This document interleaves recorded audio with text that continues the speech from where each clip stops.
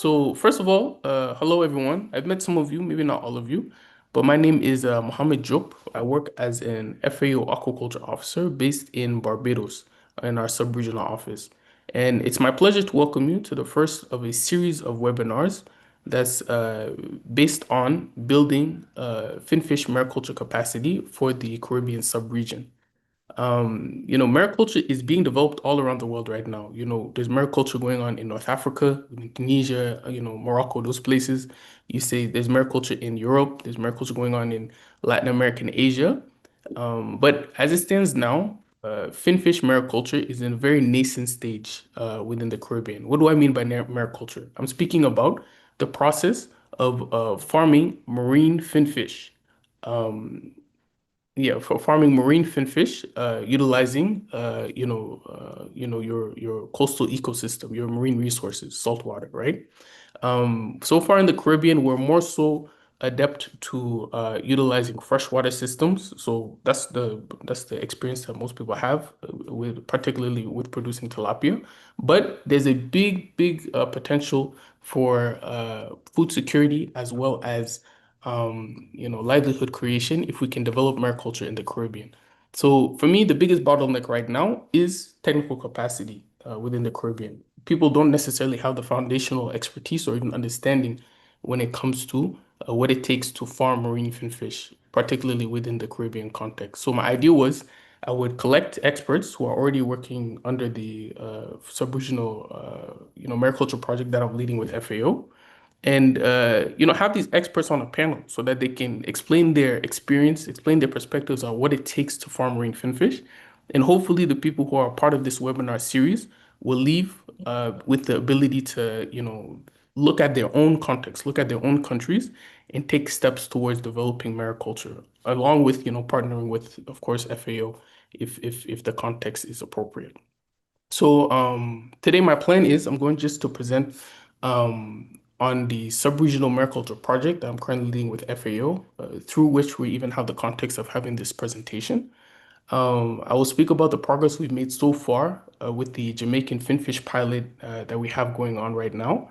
And then finally, I'll conclude by just giving an overview of the webinar series, what it's going to include, and hopefully pique your interest to join the preceding Zoom links that we're going to send out.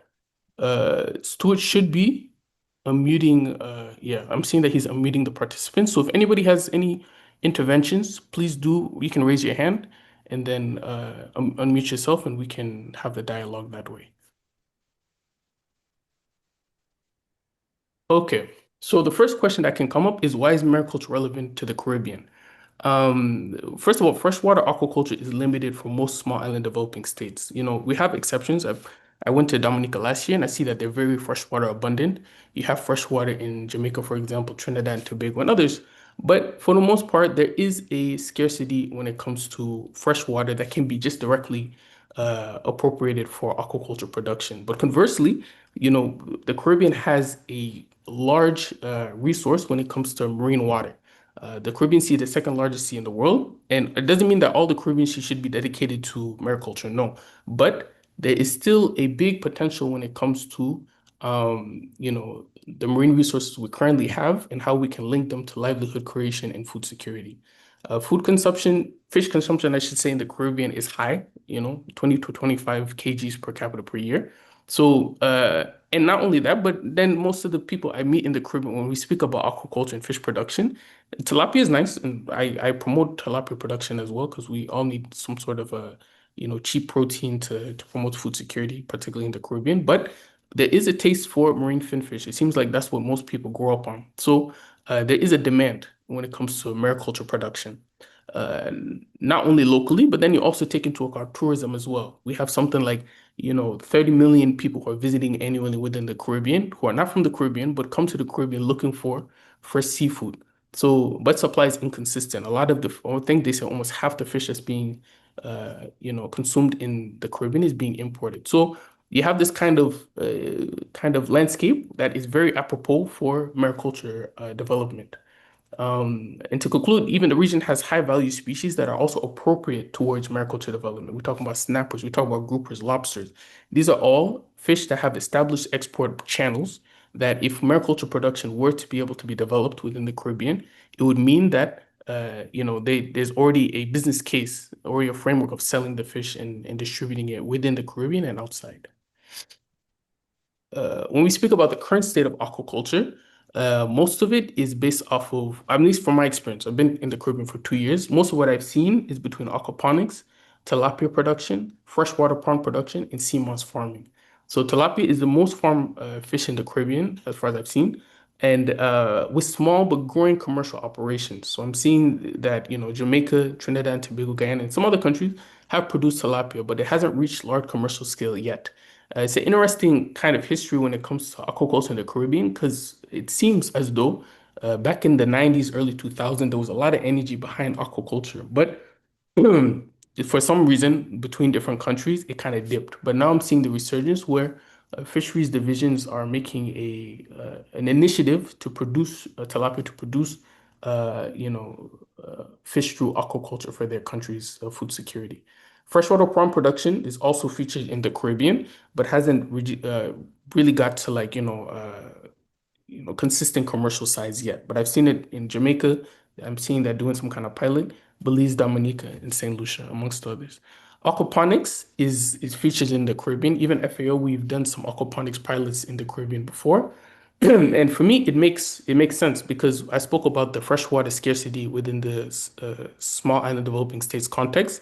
So it makes sense that people will automatically want to look into how we can recirculate, reuse fresh water that's on these island states because it can be wasted and it provides added value. So you're able to not only produce fish, but then horticulture products as well. Sea moss farming is very developed, particularly in St. Lucia, but in some other island states as well. And it's cool because sea moss has a local demand within the Caribbean, but also has an export market as well. But when we speak about marine finfish farming, it's extremely limited, with only a few pilots within the Caribbean so far. Even the marine finfish pilot that we're doing in Jamaica currently, from what I understand, I think it's the first. So, as explained before, mariculture is being developed everywhere. You're talking about Latin America, Europe, Africa, Asia. And I believe that the Caribbean has a big potential to be a player in the sector if technical capacity is able to be built up, also aligning with um, investment as well. So, what is the sub-regional mariculture project? So that's a response as a response to the potential of mariculture production in the Caribbean. We developed the sub-regional mariculture project with the objective to develop mariculture pilots as a conduit for technical capacity building and speculate on sustainable models of marine seafood production for the sub-region. So the sub-regional mariculture project is broken up into two parts. One part is the marine finfish pilot we're doing in Jamaica. I'm going to break down how we're doing with that and the steps we're taking currently. But basically, the idea is we imported finfish juveniles from the University of Florida to Jamaica, kept them in a nursery tank system, and then are moving them into marine cages for growth and utilizing this pilot as a means of training the local staff, local extension and research officers of the National Fisheries Authority on how to farm and grow out marine finfish. The second part of the project, which is it's not exactly working in parallel at the same time, it's going to be a little bit later, is the shrimp mariculture pilot that we're doing in St. Lucia and St. Kitts.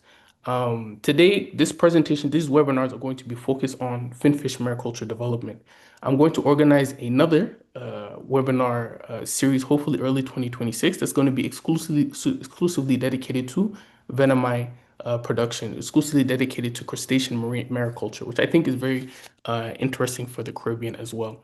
But I'll speak briefly on it. The idea with the shrimp mariculture pilots we're doing is that in St. Kitts, we're trying to develop a modular round tank system that's very popular in Indonesia and Vietnam as a way of producing fish, or sorry, producing shrimp within a modular small area setting, but at commercial size as well, commercial scale.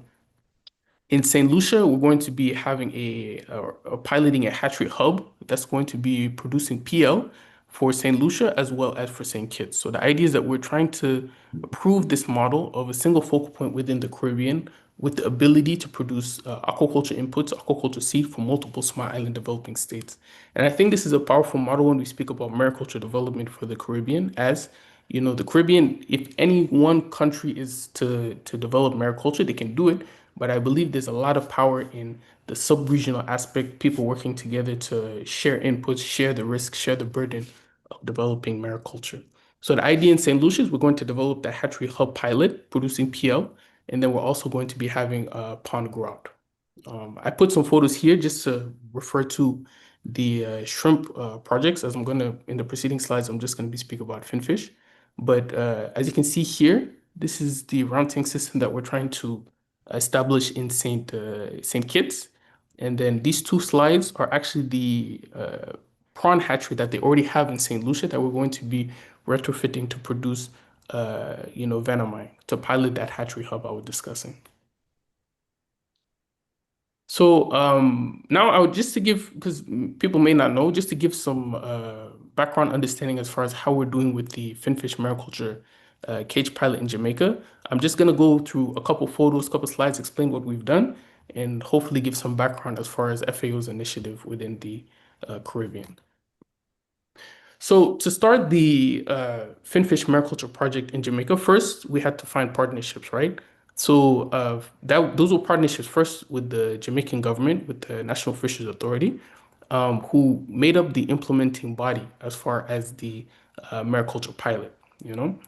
We also had to develop a pool of experts as well. So our experts include the University of Florida. We have a LOA with the University of Florida to produce finfish juveniles dedicated to this pilot. We signed a service provider agreement with experts from the University of Miami as well, who basically acted as the technical backstopping for the marine finfish cage pilot. And then finally, we found a cage mariculture specialist named Valerio. These guys are all features in these photos on the slide. Valerio, who was responsible for the cage construction, cage mariculture technical backstopping, as well as just general knowledge on how marine finfish farming can work within the Caribbean. So these experts are the people who are going to be making up the presentations, these webinar series that we're going to be having through this project. So after building a pool of experts, we then had to do site evaluations. So with the University of Miami experts, with the National Fisheries Authority, we traveled to Jamaica and began to look at different coastal zones to speculate on where could be an appropriate spot to put mariculture cages for this pilot. Interestingly enough, it kind of spoke to, remember what I was saying about aquaculture has this kind of interesting history in the Caribbean where in the past it seemed like it was having a lot more energy and then it kind of dipped. This document you see here on my left is actually a, uh, a publication I received from the NFA. I believe the director of aquaculture, Mrs. Michael, forwarded this publication to me. But the idea is that they already in the 90s had began to speculate on areas where cage mariculture could happen. I don't think they went the next step as to establish the pilot. But utilizing this publication, we were able to look at different coastal areas of Jamaica, depending on how sheltered they were, depth, turbidity, those types of things, and come up with with places to visit during our mission trip. And then upon going to Jamaica, we're able to find an area called Bowden Harbor. I believe it's on the southeast of Jamaica, in Port Morant, or near Port Morant. And yeah, we're able to find a spot where we can do the cage mariculture pilot. So the next step after finding the spot where we're going to do the cage mariculture pilot is we built a nursery lab at the Bowden Harbor NFA office. So to mention, the Harbor area we decided to do our cage mariculture pilot. Luckily, it also featured an office from the National Fisheries Authority of Jamaica. So we just chose that office as a means to retrofit and place a nursery lab. This nursery lab, the main purpose of it is to receive finfish juveniles coming from the University of Florida, keep them in the lab for a couple weeks, and then those fish were then transferred over to cages for the remaining crop.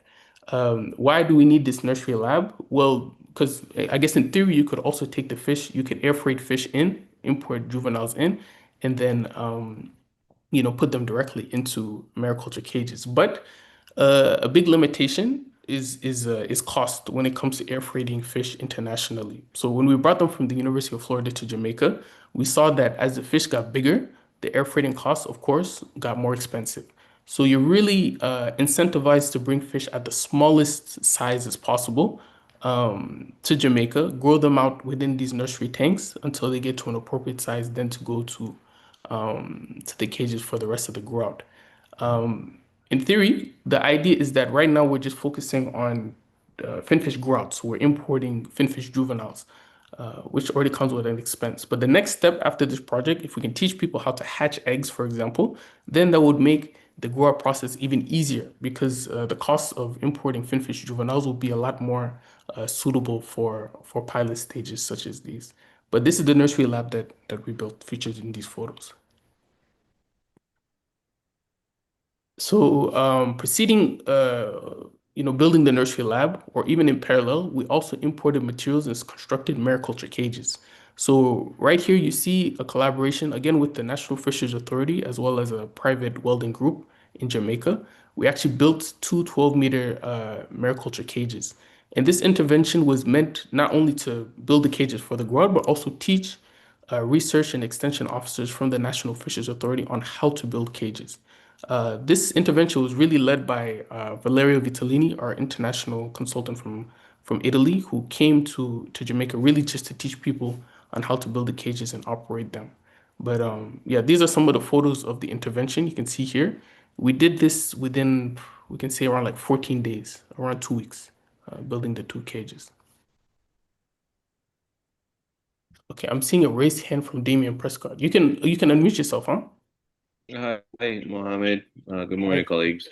Good morning. Mohammed, when you get a chance, Yeah. let's discuss, as we would have before by email, mirroring this activity in Barbados. I am prepared to fund partially um, an initiative like this in collaboration with fisheries. And if Yvette and yourself are on board, we could also get UNDP involved because they're interested in doing something of similar nature. So you don't have to describe the or speak on the cost on the call, but if you Mhm. share some of that expenditure with me by email, then we can have a longer discussion. As you know, we do have a standing MOU with University of Miami, so I would like to leverage that networking capacity, which you also have in your wheelhouse. Thanks. Yeah, no problem. Of course, we already started our communications, and I was supposed to visit some of the infrastructure we were speaking about in Barbados, but time wasn't permitting, as well as some other issues. But for sure, Damien, we'll keep up the conversation via email.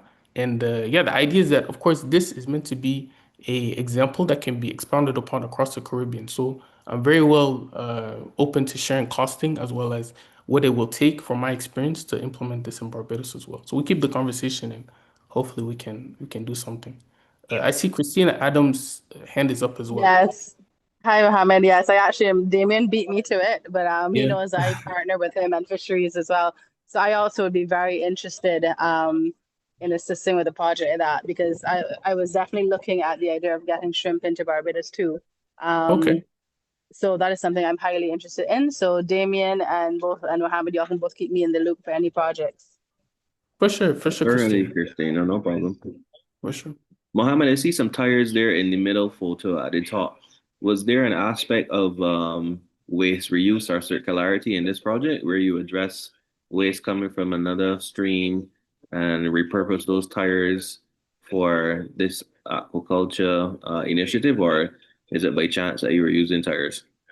It really was by chance. We actually built these cages on the grounds of a Coast Guard base. So maybe I didn't explain all the way, but what's cool about Bowden Harbor is that not only did it feature the National Fisheries Authority office, but it also had the Coast Guard base for Jamaica there as well. So it provided both security as well as the implementing counterparts. And on the Coast Guard base, they had some materials lying around that we were able to use to build the cages. So it is circularity kind of, but it was really just by chance that the tires were on the land.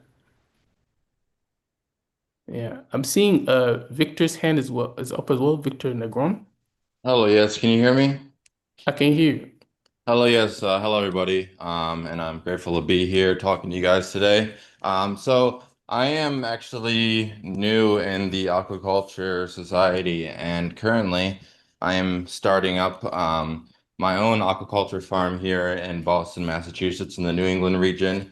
Nice. I'm planning on starting out with indoor sturgeon. We're gonna do sturgeons, and then we're gonna do scallops as well, and then I have a plan to implement aquaculture farm in the open sea in Puerto Rico, where my family is from as well, and I'm planning on doing cobia and tuna down there. Nice. But can you please, after this is finished, grab my contact and please reach out to me to let me know if you have any contacts in the New England region or in the Puerto Rico region, please? For sure. What I didn't do in this presentation, I didn't put my email, but what I'll do is I'll put it in the chat at the end if it permits me to.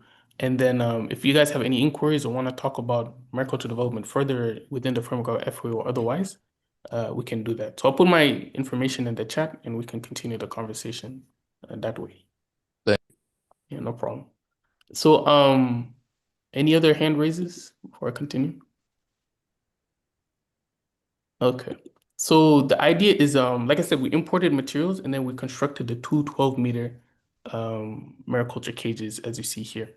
And I want to give a lot of appreciation to the National Fisheries Authority because it was through them that we were able to do this pilot. It was through the initiative of the research officers, the extension officers, and even the local farm hands who really, supported us during those 14 days to build the cage and learn. So they were very much of a support.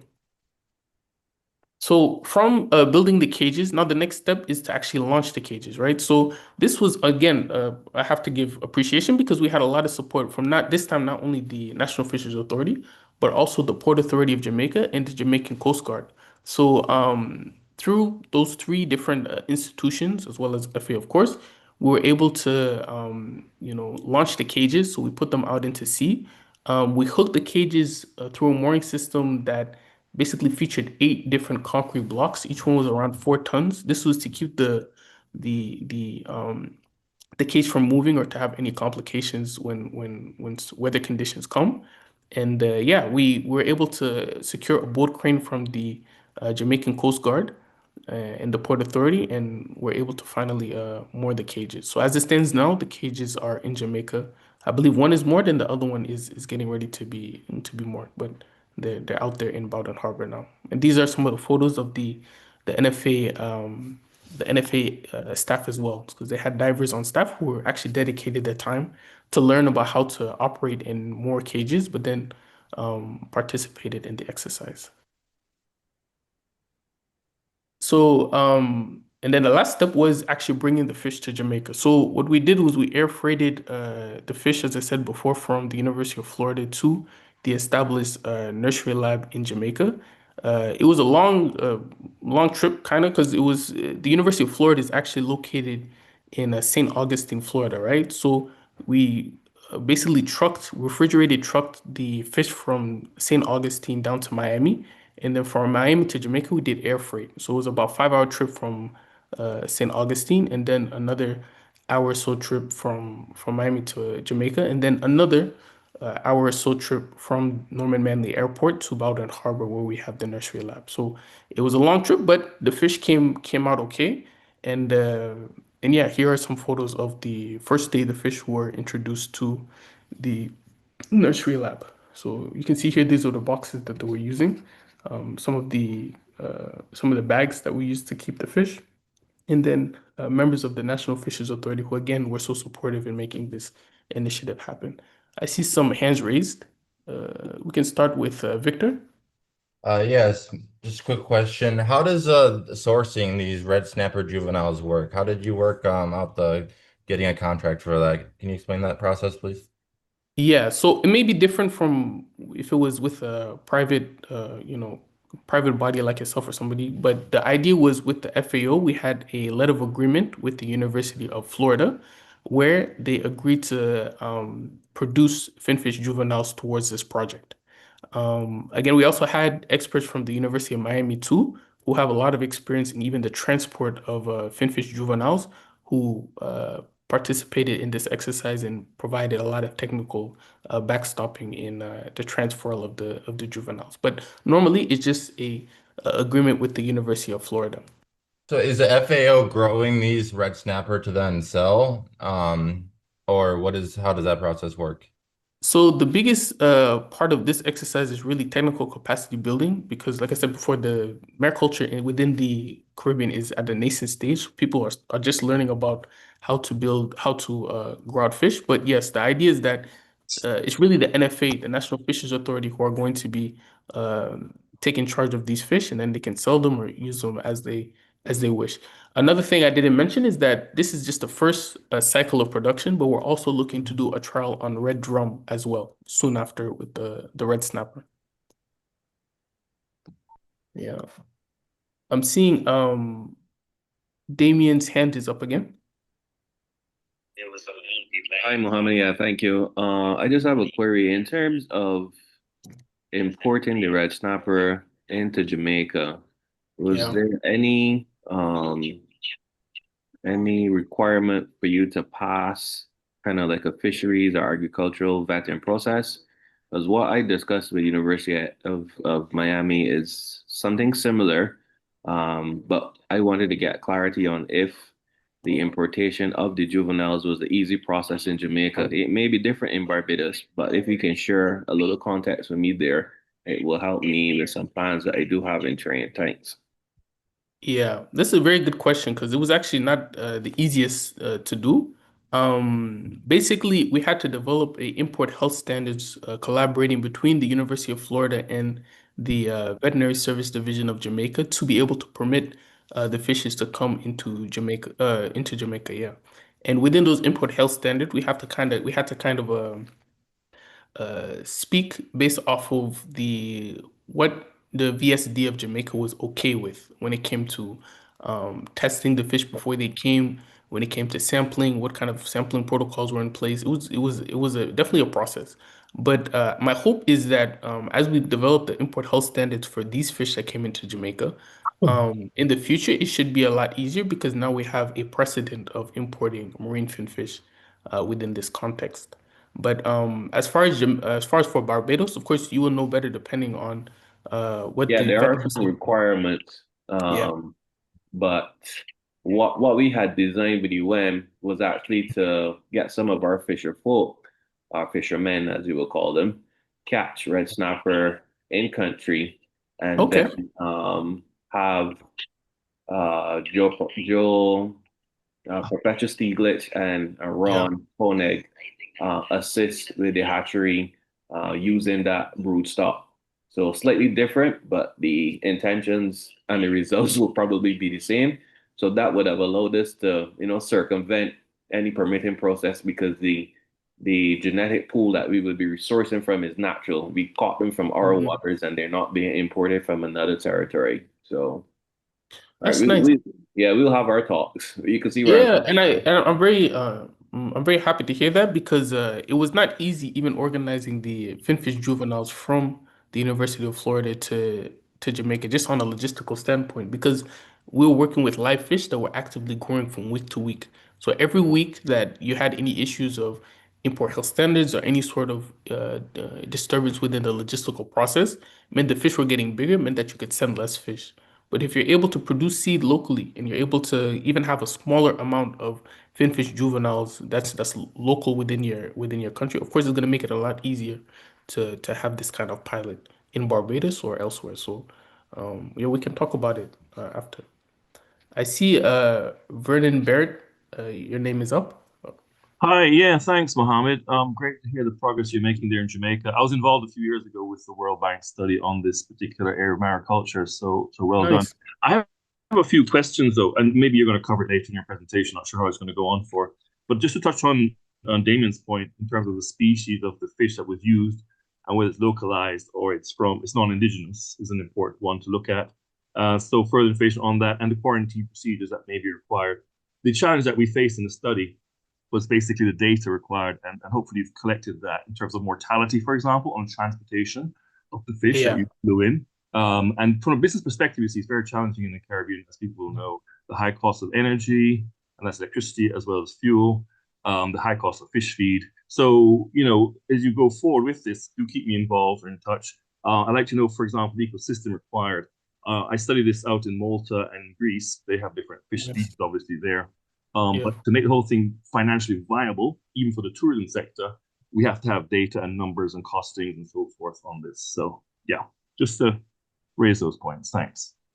Yeah, no problem. I hear a couple points, and I feel like I'm not sure if I can answer all of them right now. But what I'll do is I'll put my email in the chat, and we can continue the conversation. But for sure, we're collecting economics and data from this pilot, Yeah. and right now we're at a very nascent stage when it comes to mariculture within the Caribbean. But hopefully, as we continue, we'll be able to create more accurate data for commercializing and getting to a point where this is something that can be expanded to make money. Yeah, Because that's, of great. course, what's Great. most Because that's important. what gives it sustainability. Exactly. Exactly. Yeah. Yeah. Thank Yeah. you. No problem. I see Risha Aline, her hand is up. Here's her hand. Good morning. I Hi, was wondering, morning.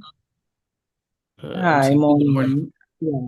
Risha Lean, I'm a fisheries specialist for the Unleashing the Blue Economy project funded by the World Bank for St. Vincent and the Grenadines. I am curious, Mohammed, with regards to one, the training that was provided for the cage culture. Was it only for members of government, or was there private sector involvement? And two, with regards to the maintenance of the cage structure, do you all know about the cost? Is it going to be maintenance by the government again, or is a private firm going to be contracted to deal with the maintenance? Thank you. Okay, so the maintenance of the cage will be the responsibility of the National Fisheries Authority. FAO took ownership of the actual procurement of the cage and some of the input materials for this pilot, but the maintenance would then go to the National Fisheries Authority, who would then utilize, hopefully, this cage as a means of training within their organization and then outside to private stakeholders. The idea was that we wanted to open up this training to private stakeholders as well as government, but the way that things ended up lining up, it was mostly the National Fisheries Authority research and extension officers who were trained, as well as local farm hands. And the kind of training that was done, we went different processes. So we'd have the actual practical training where people would learn about, how to actually raise the fish, how to build cages, for example, maintain a nursery lab, those things. But then there was also theoretical training that was provided as well, as far as seed production, which maybe they're not ready for yet now, but they have a basic understanding of, and just other farm parts of mariculture of finfish. I'll speak about. My presentation actually isn't that long, so I'm gonna finish speaking about our Jamaican project on this slide, and then I'll start to break down the technical capacity building portion of the webinars that you guys can experience that actually works in parallel with what we did in Jamaica. But I hope I'm answering your questions.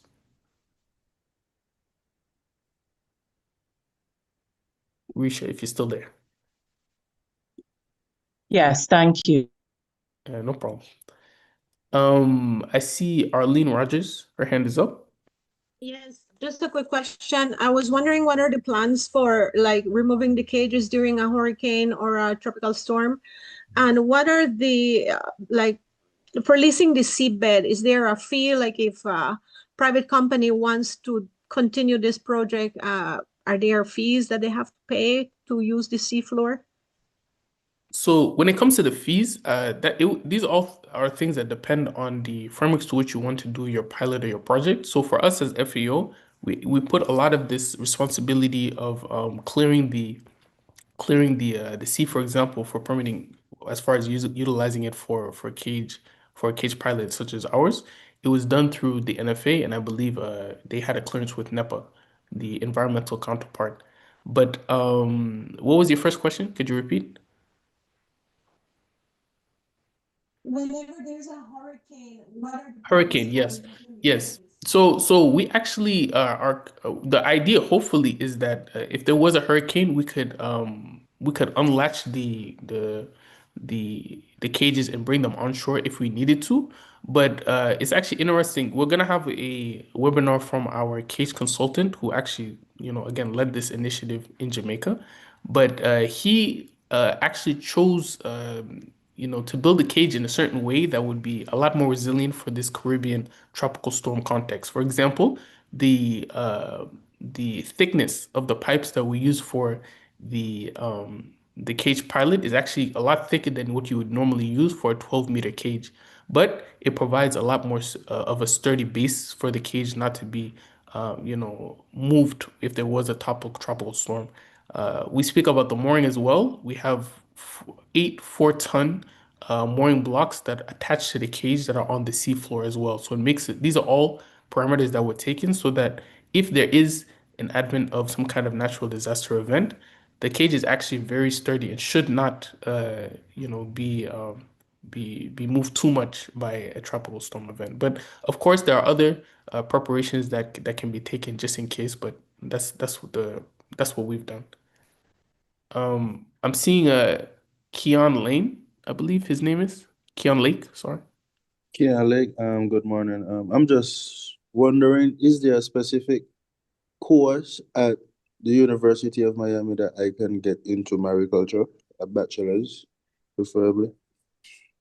For sure. There is. I'm also trying to see frameworks to which we can, have some kind of linkage between the capacity that's at the University of Miami and the wider Caribbean, things that you guys could learn from through like some kind of workshop or course as well.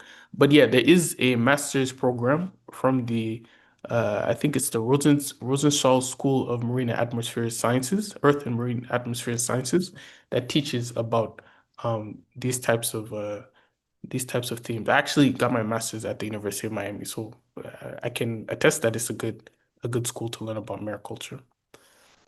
Okay, thank you very much. No problem. And like I said, I put my information in the chat, so I will. So if you guys have any questions relating to this or relating to how you can learn about mariculture, those things, feel free to reach out. I see Mr. Keegan Slinger raise his hand. Hi, morning. Can Good you hear me morning. clearly? Yep, I can hear you. Right. I'm just judging from the questions that were coming as you were providing your presentation. Yeah. I just wanted to ask, apart from the aim of increasing the technical capacity, I think most persons would be interested in of course, the economic feasibility, and of course, the capex, and the operational realities with respect to operating a system such as this, including the day-to-day operational demands. So Yeah.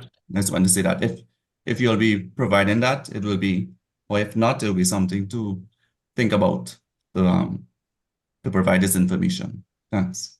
For sure. I think for sure the economic viability is probably the biggest proponent for mariculture development in the Caribbean. There would be no other reason. People are not growing fish for fun. You have to have some kind of profitability to it. And the hope is that through this pilot, we are collecting data and we'll be able to share based off of the cost that it even cost us to do this pilot and ways that we could have saved money as well. For example, we look at the cage materials that we use to build the cages that we then launched at Baldwin Harbor. Those cage materials were actually imported from an Italian company called Badenotti, and I think in a roundabout way were actually shipped from Slovakia. And this came about because although those same pipes are available in Jamaica, we face some issues as far as procurement in getting those suppliers to get onto our United Nations global marketplace system and act as suppliers for our project.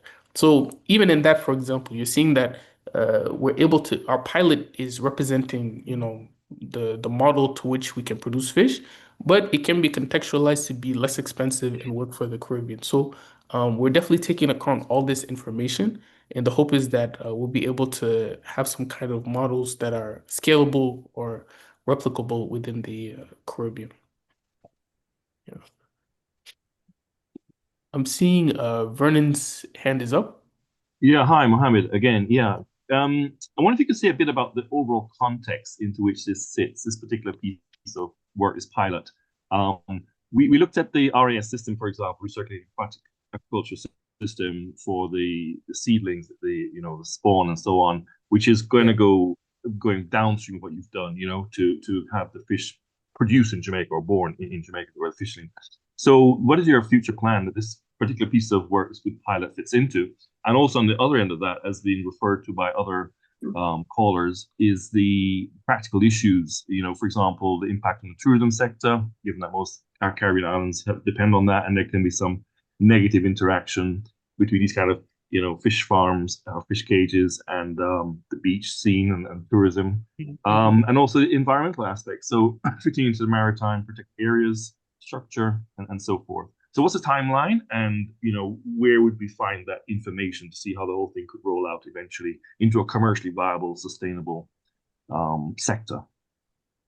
Okay. Yeah, good questions. I think from my perspective, the next steps are not going to be immediate. You understand? The idea behind this project, the reason why we focused on the growth of finfish juveniles is because especially, as far as financially, it's too intense to try to do everything all at once. So to say that we're going to produce seed, at least for the context of the budget that we had, to produce seed, to grow them out, and then to also come up with an economic viability model, that's a lot to do within one go. But hopefully the idea is that we are growing out these fish in Jamaica. Within 6 months, they should reach a plate size of around 350 grams. We're able to harvest and show that this is feasible, that it works. We also have some economic data. The next step for me would be to then go backwards to now start to produce seed locally within the Caribbean and speculate on models that seed can be produced at a profitable rate. And this could be to what I talked about before through hatchery hubs, whereby single focal points are able to produce seed for multiple small island developing states. So the next steps for me would be from this to now go into seed production. And then through seed production and through growth models that are contextualized for the Caribbean environment, we now have a landscape to which we can start to make decisions on commercial viability and what we can do in the Caribbean. You spoke about issues of like tourism and the environmental impact. That's another reason why it's nice to break down the project in this way, because we can now look at environmental impacts. We're doing an environmental impact analysis as well through this smaller pilot and see how, if we were to scale production, how that's going to impact the Caribbean. Of course, it's going to be the decision on the government and private stakeholders from the Caribbean to decide on where it is appropriate to place cages and how that's going to interact with tourism. But I think these will all be answered as we continue our work between the cage growth, the seed, the commercial viability, and then also stakeholder involvement from the government and private. So I'm not sure if that's a question. Thanks. That helps. My experience has been, and I've worked in the Caribbean for nearly 2 decades now in different areas, including aquaculture, mariculture. The tendency seems to be a lack of continuity, and the impetus can be lost. So I just caution against that. And perhaps you might have thoughts of, in any event, rewilding if you grow some fish out, but also release some perhaps into the natural environment and let them, because there's the dearth of snapper, as you probably know. If that's the intention, and that's back to the point of are they indigenous or not, or close enough to indigenous red snapper, being that they're imported, to not have any negative consequences in the wild. But if you could replenish perhaps what nature needs support with, given the overfishing that occurs. I think it's a very good point, because this is now I appreciate all the questions, but we also have another presentation coming after this, and so I want to make sure that we have time for Dr. Benetti, Director of Aquaculture for University of Miami. He's going to do a presentation as well. But Vernon, it's a very good point, because I've heard this kind of narrative where I'll hear about stories of things that were happening in the Caribbean, and because the owner of the initiative or something, just some legislation happened or something happened, and then the progress was just lost. Exactly. So my hope is that through this presentation, through these webinar series, we're able to hit as many people as possible, so that we're able to at least make sure that more people know about it and are able to continue the progress that we're doing. instead of centralizing it to one person. I see a couple of the questions, but if you guys don't mind, I'm just going to continue with the presentation, and then maybe once Benetti does his presentation as well, we can continue the questions and the conversation. But I appreciate the interaction because it even helps me to know that you guys are interested in what we're doing. So I spoke about what we've done so far with the Jamaican cage pilot. Normally, the Jamaican cage pilot is going to be we're supposed to be transferring the fish into cages within the next 1 to 2 weeks, and then I just expressed that the fish are going to be in the cages for 6 months until they reach a plate size of around 350 grams. So I spoke about what we're doing as far as the implementation. But now I'm going to briefly just speak about what this Mariculture web series will feature, and then hand over to the Director of Aquaculture for University of Miami, Dr. Daniel Benetti, who is also going to provide a presentation, now giving an overview on his experience in finfish mariculture, and hopefully inspire you guys to be interested in the preceding web series. So the first webinar is today. We talked about Dr. Benetti is going to be giving an introduction on cage farming and integrated multi-trophic aquaculture. So this is just an overview to get you guys to pique your interest and understand that this is something that can happen and is happening in the Caribbean. Webinar series 2, which I think will be very interesting, is we're going to be doing a web series on building and managing cage farms. So how we go about engineering cages, so how you guys can build cages within your countries, and how you're supposed to do the day-to-day management of these cages. This will be led by Valerio Vitellini, who's from Italy and led in a lot of the intervention that we're doing in Jamaica. He has a lot of good information. Web Series 3 will be from Hatch C. We're going to have a broodstock, larva rearing, and fingerling transport for marine finfish presentation. This will be led by Carlos Tudela. He's the assistant manager for the University of Miami Experimental Hatchery, as well as Dr. Leonardo Ibarra from the University of Florida, who manages the marine lab that they have over there. And this will speak to producing seed, which is another really important part. So now we're importing finfish juveniles to simulate the grow-out system of cage mariculture in the Caribbean. But in the future, we have to do another step of actually producing seed locally within the Caribbean to make it profitable, to hatch eggs locally in the Caribbean, and even develop frameworks of distributing seed within the Caribbean subregion. Web Series 4, we'll be speaking about feed, so marine finfish nutrition and local feed opportunities. These, again, specialists from the University of Miami. We have Dr. Jorge Suarez, who's an aquaculture nutritionist, who will speak about the idea behind mariculture feed, as well as how we can contextualize within the Caribbean, how you guys can produce your own feed. And then we'll also have Mr. Julio Camperio, another aquaculture nutritionist from the University of Miami. And then our last webinar series will be on genetic resources, so aquatic genetic resources. It's going to be a presentation from a colleague from HQ from Rome, Miss Daniela Lucente, who's going to be talking about FAO's platform on aquatic genetic resources. So this is a registry to which elected national focal points from different Caribbean countries can input data on their experience as far as wild types, genetic strains, and just the history of introduce aquaculture species within their countries. Why is this important? Well, it provides a foundation for potential broodstock programs in the future, where people can start to selective breed and make aquaculture more profitable through more strategic interventions when it comes to producing seed. So that's it for my presentation. Thank you guys for listening. I appreciate you guys for your questions as well. Now I would like to hand over to Dr. Daniel Benetti, who's going to provide his presentation, giving an introduction to mariculture to you guys. And then hopefully we'll have some time at the end for you guys to continue to ask your questions, and then we can round off with that Q&A. So Stuart, I don't know if you gave privileges to Dr. Benetti.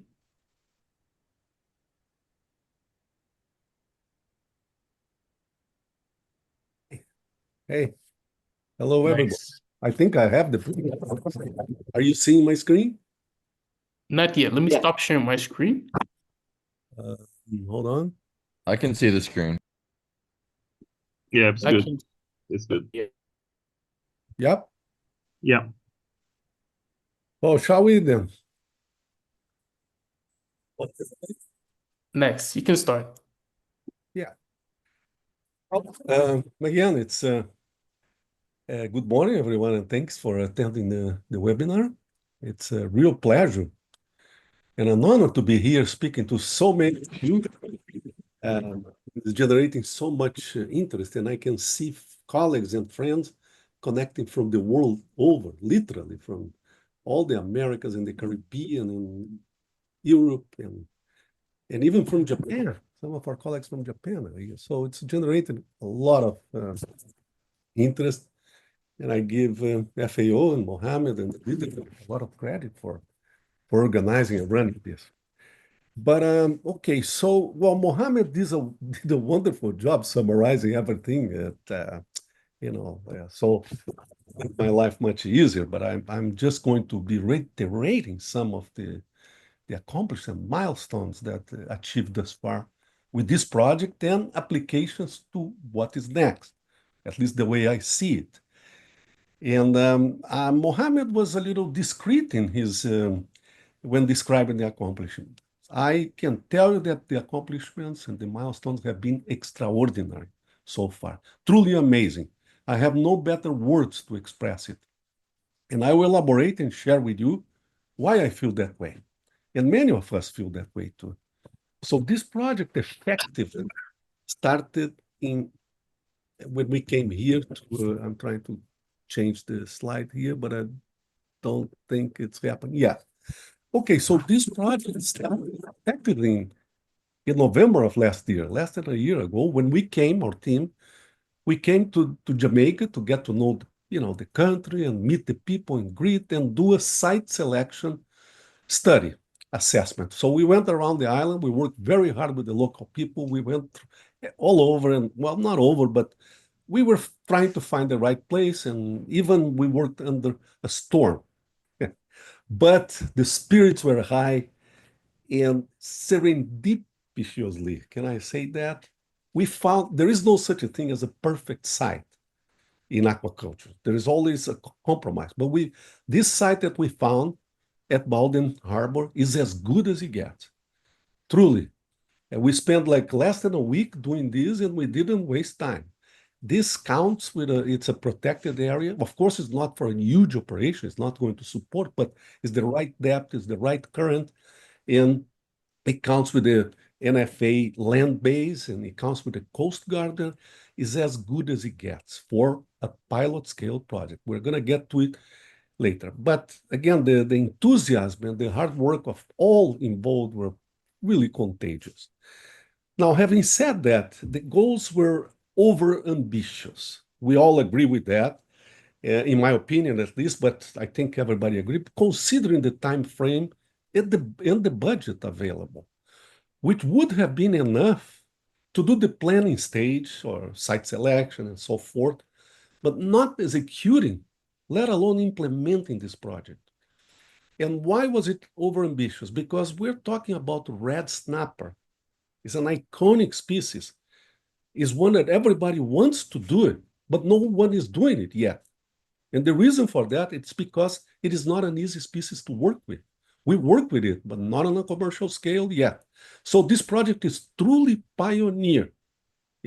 And not so most people are not doing it because it's hard to do it. But we also have a very good backup plan, which we haven't deployed yet, which is the red drum, another extraordinary species. That's a backup plan. We're going to get this one way or another, maybe with both species. In fact, more than two species, because we will work with IMTA as well. And again, we'll get to it shortly. But the initiative involved all stages of the production cycle, from egg to market, meaning it's technology for hatchery, lab setup, building, nursery, and grow out in cages. This is no picnic. It's huge work.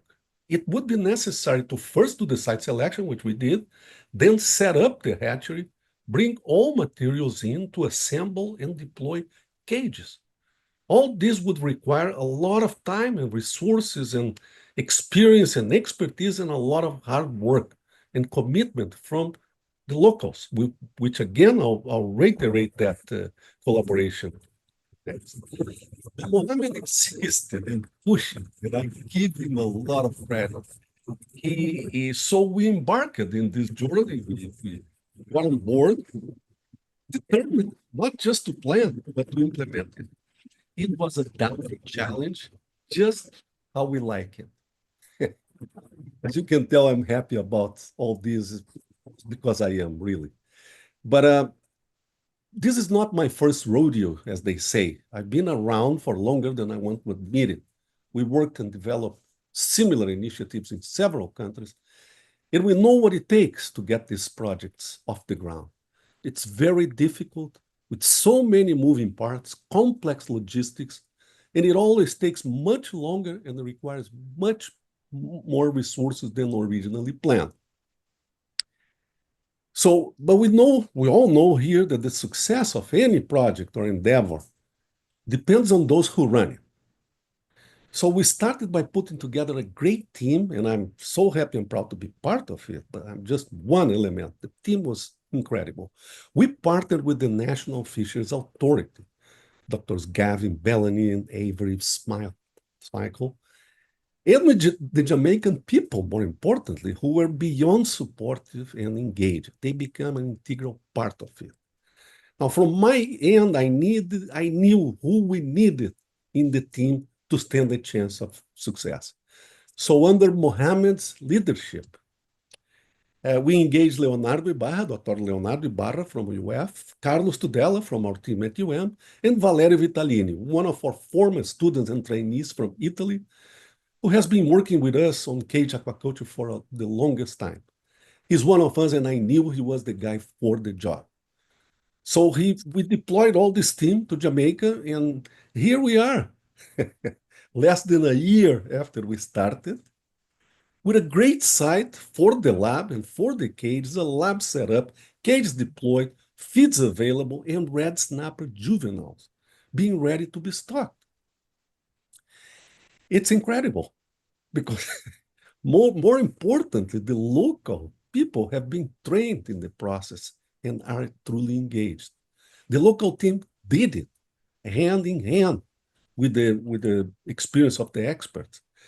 And they will stock the cages soon, within the next week or so, and carry out this project all the way to the end, to the point that they will be harvesting the fish that they raise with their own hands. It is truly amazing. And that's what I said in the beginning. Well, this is a pilot scale operation, okay, aimed at demonstrating the technical feasibility of developing this type of operation in Jamaica and the Caribbean. And through that, the goal is we'll get there, but it's a stepping stone, a beginning, but the seed has been planted, and you could tell that it's been generating already a lot of interest here.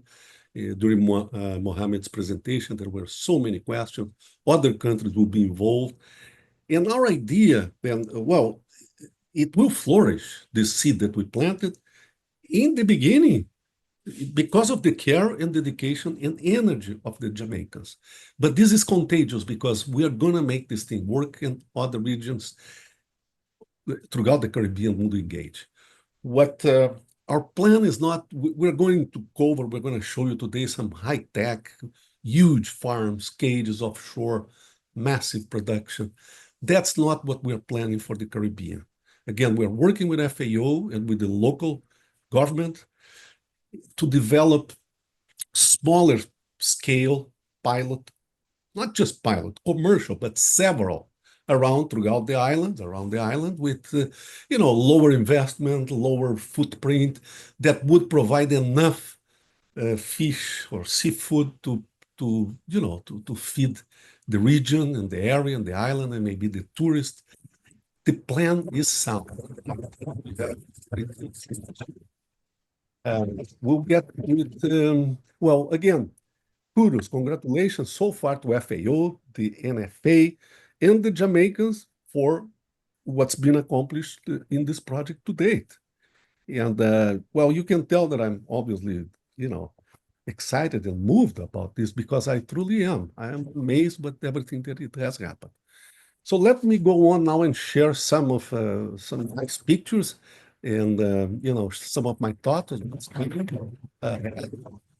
But as I said, Mohammed did a wonderful job, and he's going to make my life much easier because what we are going to see here, if again, he already presented everything, but if I am to cut through the chase, this is what happened. The fish was produced by our colleague, Leonardo Ibarra at UF. We went there and we helped ship this fish, which was a major thing. They received the fish in already a set up lab, operating, while we were setting up 2 cages and the cage was deployed. So if you cut through the chase, we did everything in like 8 months. Now, the amount, I mean, it's really incredible. The amount of work that was done in collaboration with the Jamaicans from the point that everything was arriving simultaneously. Mohammed has already shown, so we're not going to, to spend much time on that. But stepwise, they did it. The team, the Jamaicans did it. This is what is amazing. They were enthusiastic. Look at that. Look at the smile in their face.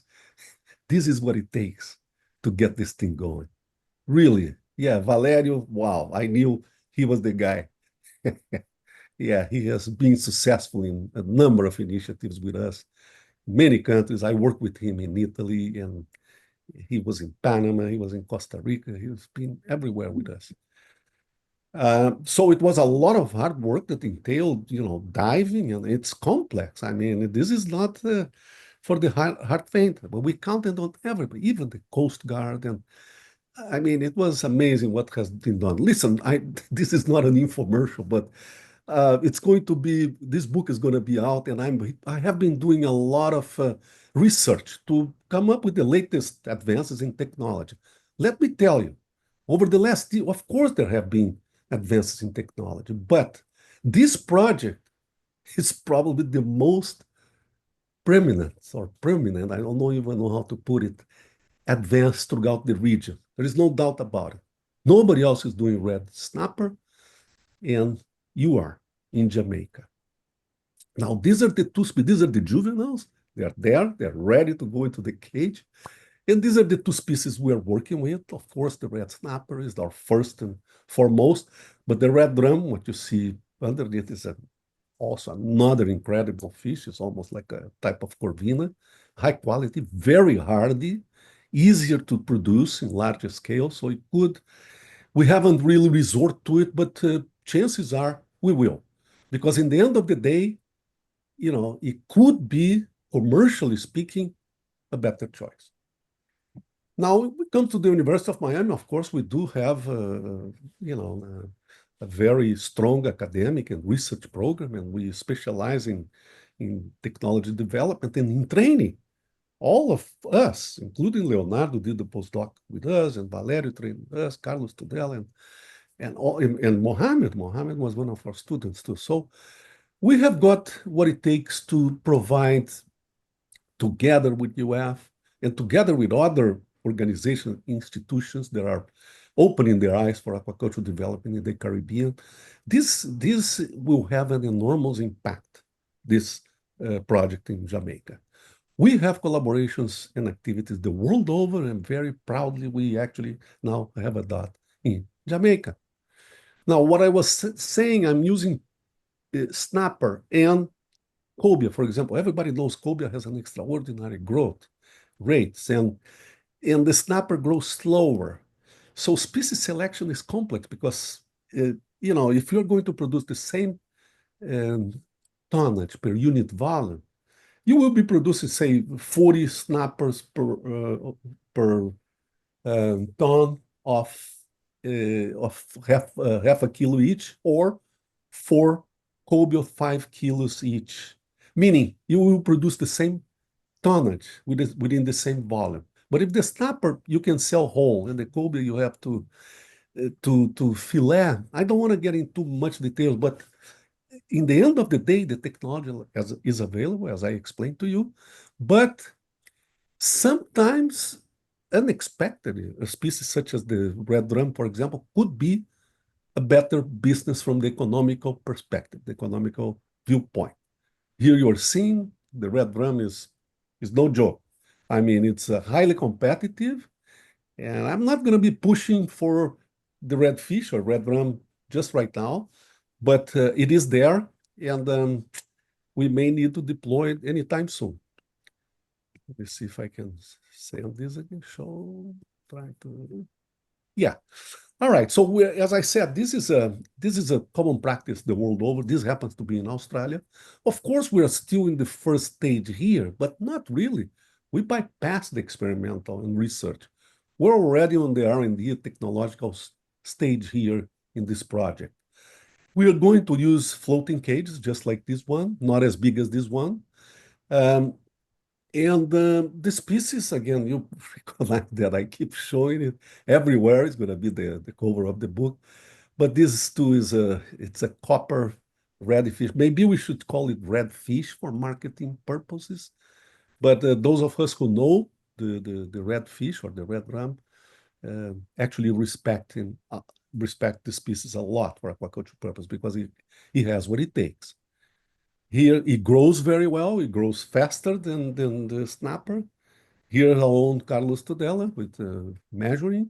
We have broodstock of this species. Leonardo Ibarra has broodstock of this species as well.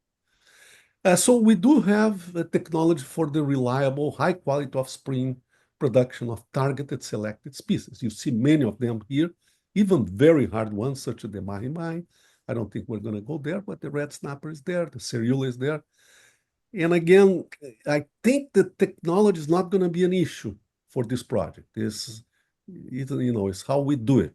We ship fish the world over, large scale to Panama, routinely to Dubai, and now to Jamaica in a smaller scale. But yes, this is what, again, I mentioned we're not going to go. This is Open Blue Sea Farm, the most spectacular offshore farm probably anywhere in the world, is off the coast of Panama. It has 22 cages deployed underwater, producing cobia, reaching the market. They are our most important partner. Hopefully, we will develop similar partnerships with throughout the Caribbean. We know the area, we know the environment, we know the people, we understand the culture, the species, so everything is in place. But we're not going to do this. This is a different perspective. As I said, what we're going to do, we're going to work on IMTA. I'll discuss a little bit shortly.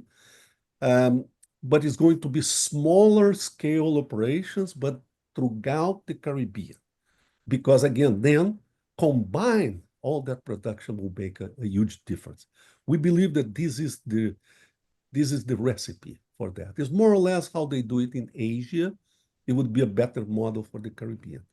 We're not too concerned, even in a large scale farming like Open Blue, we're not concerned about the nutrient footprint, the pollution, because we've been following up on that, and we know the threshold, we know how much we can produce in a certain area depending on the carrying capacity.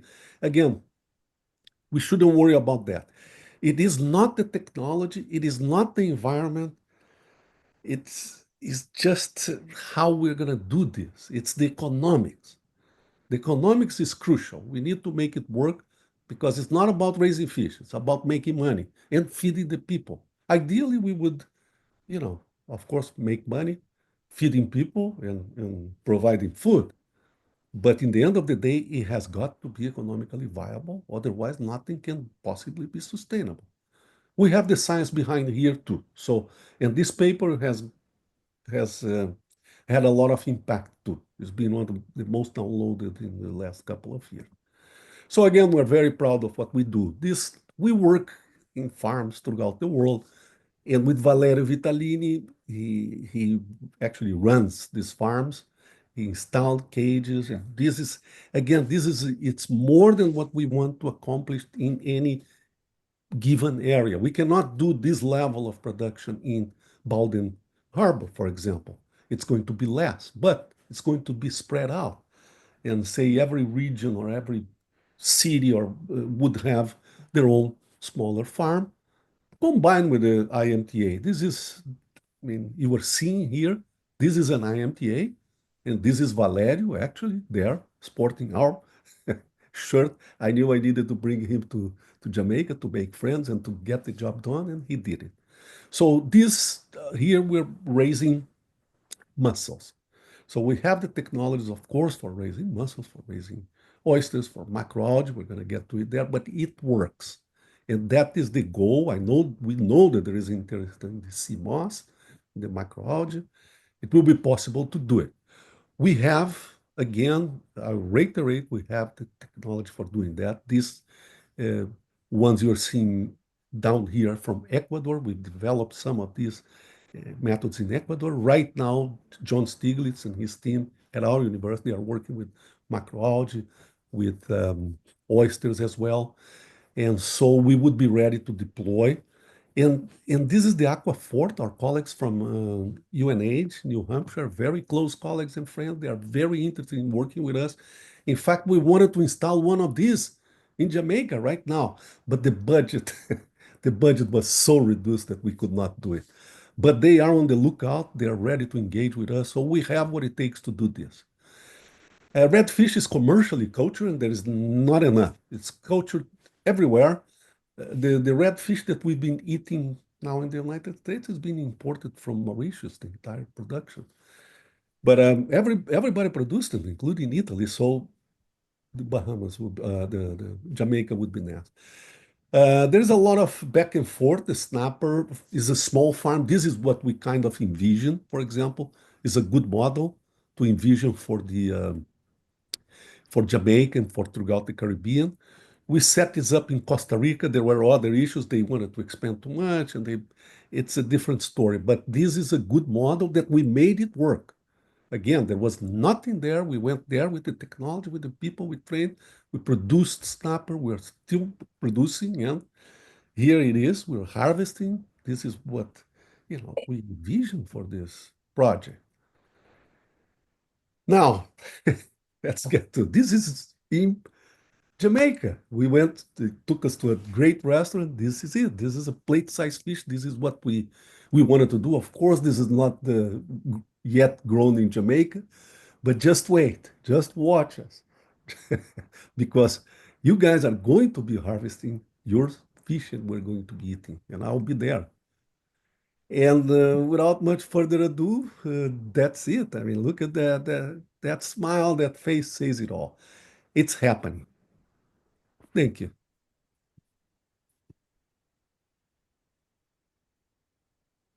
Is anybody there?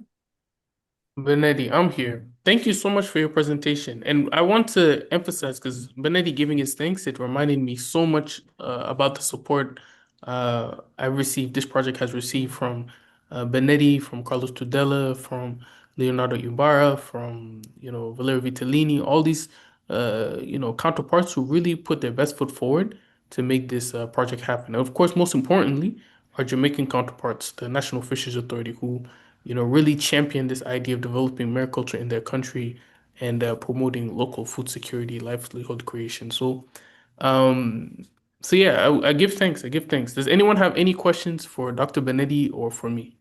I see that Keegan Slinger's hand is up.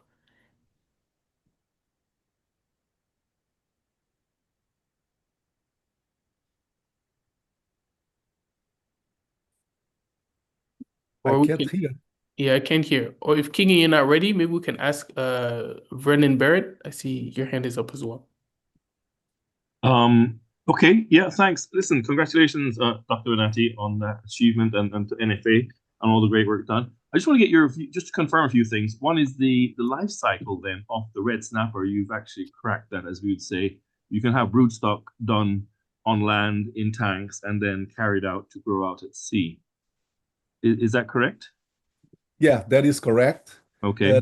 There hasn't been commercial production yet because it is not simple, but a new commercial hatchery is being built in Puerto Rico, and we could do the production. Could do that in Jamaica as well.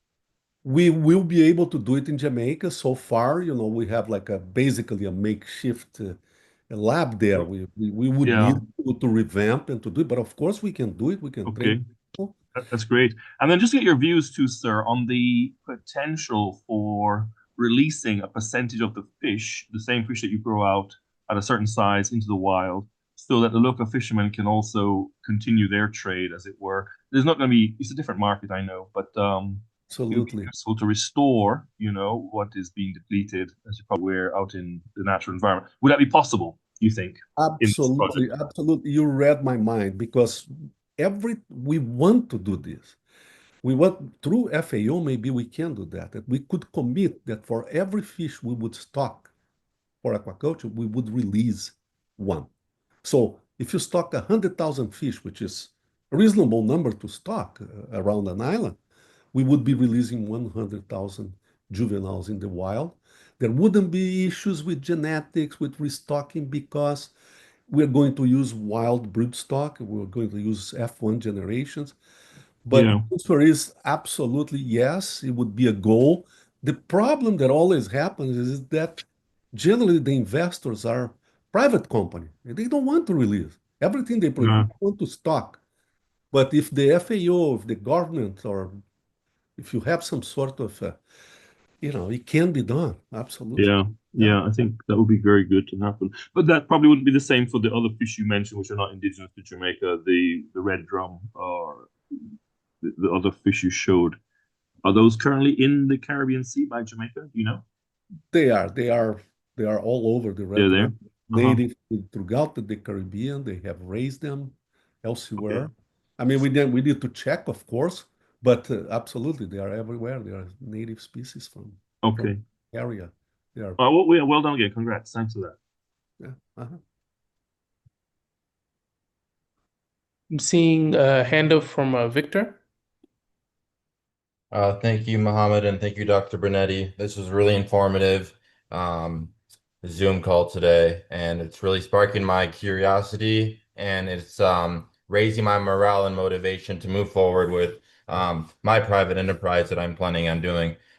Dr. Brunetti, do you have time this afternoon for a phone call? I do. I do. It's been a busy time, but I can always make time for discussing this kind of initiatives because this is what we do. Yes. Okay, so I'll give you a ring this afternoon so that I can plan my visit as well. Thank you. Uh-huh. You bet. I see Juliana's hand is up as well. Hello, thank you so much. This was very informative. I am very interested to finding out if other universities would like to partner with this project or develop something similar in other areas of the world. What would be a realistic minimum budget to start this kind of project for a 12-month cycle? Well, it's a very good question. This is it's a heavy investment if you want to be big. So it depends. If you want to do, again, the plan that we may be talking about 10, 20, $50 million if you want to go big and huge farms, and be in the corporate world, making a difference in the production. But again, the idea is different here. I think we all understand, right, that we would like to do, we are demonstrating that because we will start with these 2 cages and then we may grow to 4 cages. And the 4 cages, if you consider the productivity per unit volume, it would be enough to feed an entire area, an entire city there, or to sell to hotels and tourist destinations. That is something that of course, we started with developing business and production planning, as well as, the feasibility study of the project. Your question is broad. I cannot tell it's going to take $50,000 or $100,000, but this is not for the heart-fainted. I mean, if the government provides support, for example, for the production of fingerling, that lab that we are using now, the NFA, it's awesome, but it needs to be improved for commercial production. We envision within a year or so, these fish that are there, we would have broodstock. This fish is going to end up spawning. We're going to bring the best from the cages and we're going to start producing. And those juveniles would be available for whoever is interested in raising them in Jamaica, for example, in 2 cages in a certain location, 4 cages in another location. That wouldn't take much in terms of investment. But again, you asked me for a year. It's hard to tell you because this is not a 1 year project. It requires commitment. It requires time, hard working. So I don't want to tell you how long, how much would it take in 1 year because I would not be providing you all with the right information. But you need to have the resources. You need to have government behind, FAO behind to start. Because if you don't have anything at all, you don't have a hatchery, you don't have a market, you don't have a site, that is going to take a lot of money and a lot of time. But the more you have, it's an asset-heavy operation. The more you have, for example, if we develop that hatchery there, and we can, we're already doing it. If we develop the hatchery to produce fingerlings, we can do it. Then they will be available to you. So I know I did not answer to your question, but it's anything between, say, less than $100,000. I don't think you can even contemplate that. Maybe, again, with the government support, with the hatchery, fingerlings, etc., you could do a couple of cages, for $50,000, engaging the local people to collaborate, because I can see the fire within, the Jamaicans for doing that. I mean, they love it. I was thinking 500,000 to start minimum, but got it. You gave me a lot of information. 500,000 is a good number. If you can get 500,000, it can be done. Trust us. Yeah. Not huge, but enough to make some money. And again, on a relatively modest scale. But you would be able to break even within, maybe 2 to 3 years and start making income while providing, fish to feed the people. Yeah.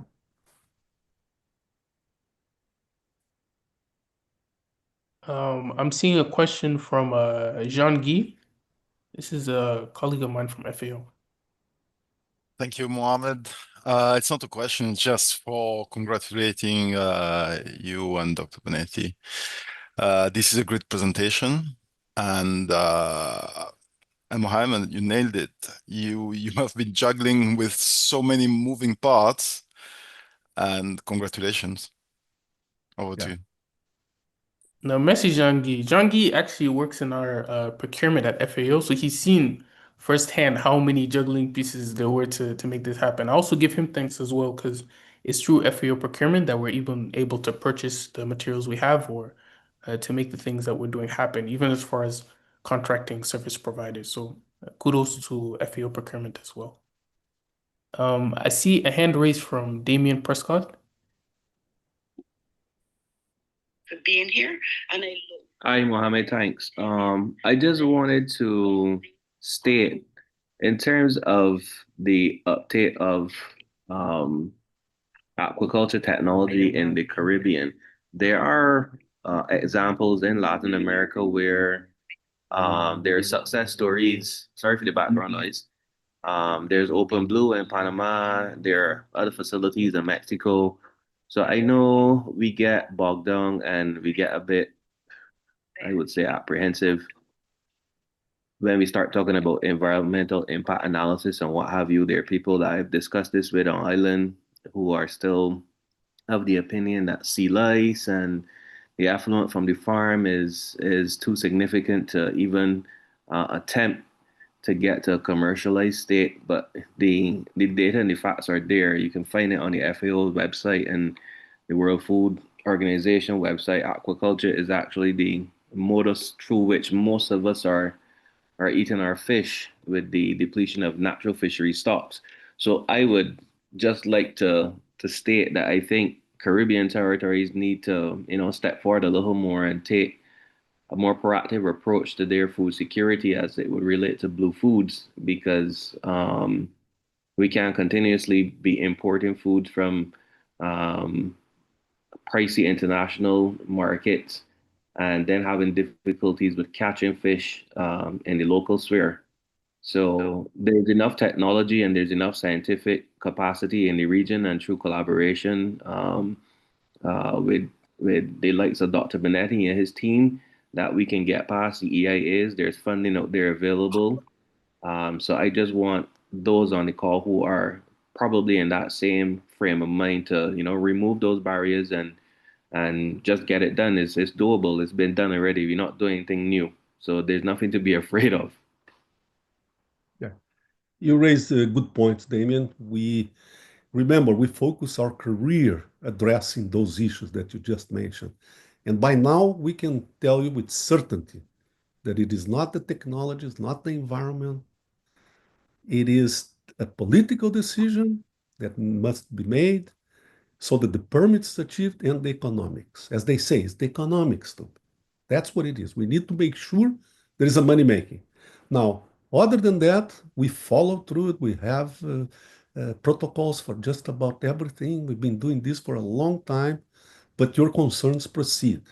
But trust us, we would address them. And of course, there are potential risks. A very strong hurricane comes through it. We have protocols to protect, and in this particular area, there are some things that we can do. But again, if it is, one every 5 years, you're going to have a major, 5-cat hurricane, you may lose production. But if in the other 4 years, you actually do well, you make up for all the losses that could happen due to some sort of. We have, vaccines, we use probiotics, we have proactive health management strategies. Again, it's a political and economical decision. It's not environmental, it's not technological, it's not even social, because the people want to do that. They're good at that. They love fish. People love fish. We all do, don't we? Absolutely, absolutely. Another quick question, if I may. Probably run out of time. You're right, the economic model, and that's of how the sector is structured, something that I've looked at, and then the business model of how it is that this would work. Now, just a quick question. This is a new pioneering area for this species of fish you mentioned. I just wondered, back to the question earlier about the investment required, the capex and so forth. Is it that apart from being a new species in being farmed in this way, everything else though is similar? The harvesting methodology, the type of vessels you go out and harvest the fish from, which I'm familiar with in the Mediterranean, post-harvesting, processing, and so on. That's all proven, well-established equipment and technological processes. Is that right? Yeah, it's again good questions. You guys are on it. We do have expertise. We work with commercial. I mean, we work with some companies from Turkey, from Italy, large producers. So, and we are close to them. So we can bring all that to, but again, it's interesting that you asked that. When I showed you that picture about the upcoming book, it's not an infomercial. I'm not trying to do a sales pitch here. It is part of that book. It's precisely there's going to be a companion document, which is a Excel spreadsheets with all the parameters that you can possibly consider for a business plan, in which you can change from 10 cages to 2 cages, and number of fish and etc., and the cost of food and cost of people. In the end of the day, you're going to have realistic scenario, how long it's going to take for you to get to the break even, what is the initial investment, the capex and the opex and so forth, production, etc., etc. We have that. It is a first step. Everybody who approaches us, they first need to do obviously a site assessment, a project feasibility study, and there is a cost to that. We have done a lot of pro bono work in our lives, but at this point, if anybody or any government, FAO, anybody wants to do something, there would have to be a seed money being invested, but it's not in something that is going to break the bank. because that investment is required. Why is that? This is how we separate the kids from the grown-ups. Say, if you don't have, for example, $50,000, let's pick up that number. $50,000 to do a thorough feasibility study, a project, a business plan, a production planning, and looking at everything. If you don't have those $50,000, you're not going to do this, because it's going to take, again, a lot of money and a lot of time and a lot of commitment to get it done. So this seed money is the first step that we take. We call it taking the plunge. You take the plunge, meaning you were getting serious about it. Let's see what it is. Now, are you going to cut your wrist and jump into the ocean? That's a decision that you're going to make after the feasibility study. You're going to look at the numbers and you're going to say, no way, I'm going to buy stocks, it's better. Or you're going to say, yeah, I got it. I like that. I have this, and that. I have the market. And it's a good first step. Again, it's not a sales pitch, because all these resources go to the university. We don't see that. We don't see that money. Okay. Yeah. Thank you. You're welcome. I see, Juliana, your hand is up. Is it lingering from the last question, or you have a new question? Oh, I'm sorry. I No was from problem. the last question, but all of the questions answered most of my questions. Nice. I see, June Kaneko. Your hand is raised. Hello. Hello. Hello. Hi, Mohammed, Dr. Benetti. Thank you very much. I'm joining from Japan right now. So I'm pretty new to this industry. I just have a quick question to Dr. Benetti. Why you chose the red snapper? Is it the market price, because of a market price, or what kind of reason you decided this kind of red fish? Thank you. Good question, June. And eventually, if anything happens here, if we need solar panel for energies, we're going to be talking about, because this is what June does in Japan. Is one of our colleagues. June, it's not that I did not select the red snapper. It's that the red snapper is the most iconic species throughout the region. It's the one that everybody it is sold before you stocked it. So it was actually FAO, it was Jamaica, all of us, and we are working with it. Okay. But we do have, this is going to happen. You're going to be hearing about commercial production of red snappers soon. Other species are more traditional, and other species of snapper are being produced. There are pink snapper, Pacific red snapper, and we are involved in this project. It can be done, but somebody needs to pitch in. Everybody wants to do it, but when you say this is what it takes, most people bail out because they don't have the resources required or the time. But the worm, for example, is a species that is being raised for longer, and they are hardier, they are easier, and they grow well, and they have a great market as well.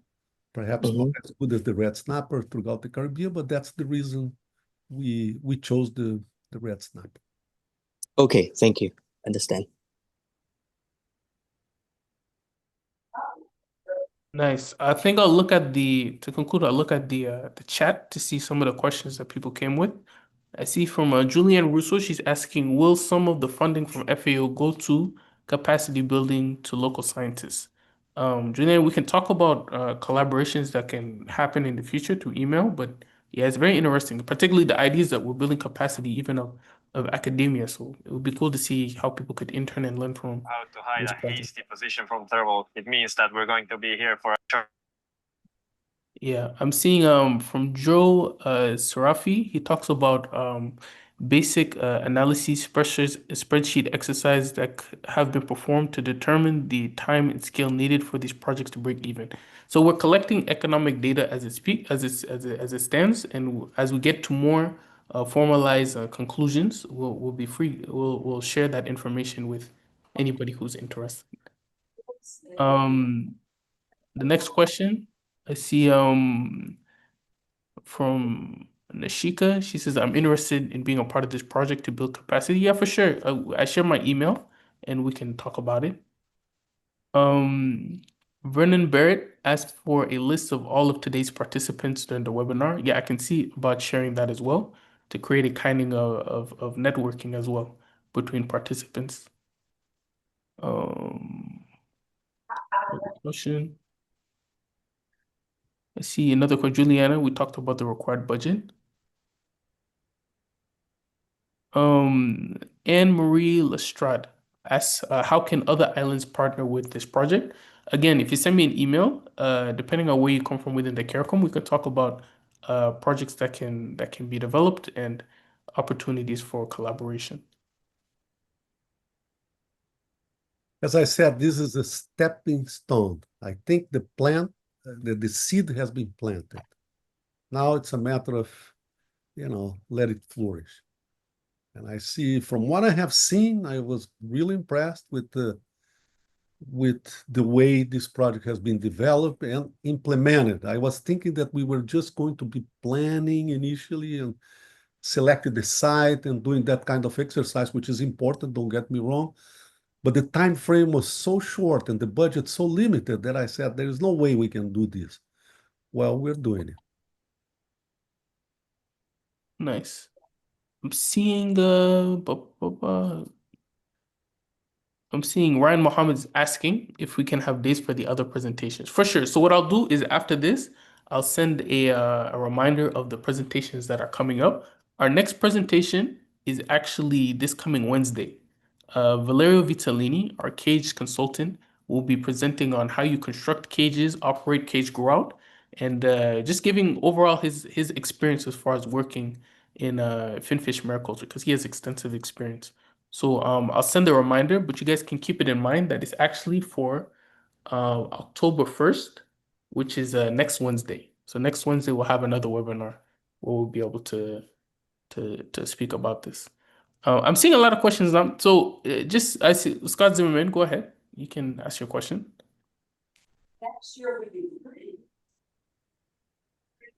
If you're there.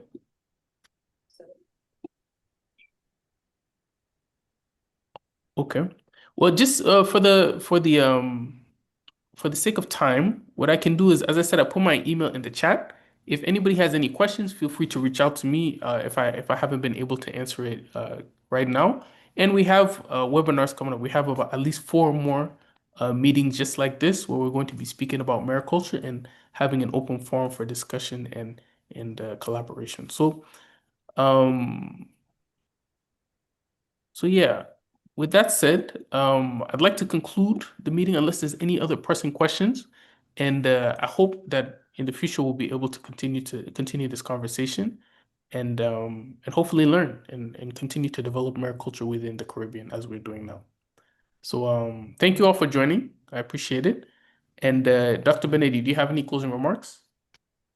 No, it's just, again, I'll reiterate that it's been a great pleasure and an honor for me to be here speaking to such a distinct audience from the world over. Literally, I can identify colleagues and friends from all over the world. And this is a great success. And I wanted to congratulate you, Mohammed, specifically because you were insistent. You pushed it. When no one believed, you did. No, I appreciate it. I appreciate it. Oh, absolutely. FAO, you and FAO, and the support from the NFA, local, and the people of Jamaica. It looks like I'm almost speaking like a politician, but the reality is that everybody was pulling together, and it was so great to see how happy they were working, hard working, and the training component is very interesting. That people were trained. They were the ones who actually did this. That's my concluding remarks. We are available and we are happy to participate with you and to continue to the next stage. Again, we know that there is interest in the IMTA component and the CMOS and mollusks. We can engage our colleagues. And by the way, it's always a teamwork. I keep bringing the team because this is what it is. I think this is what I do. I do put a good team together to make sure that we did it. For sure. Thank you all. Thank you all. Thank you again, Dr. Benetti, for a great presentation. And like I said, I'll send a reminder, next meeting, October 1st, next Wednesday, and we're going to be speaking about cage construction and cage operations. So stay tuned. Thank you all.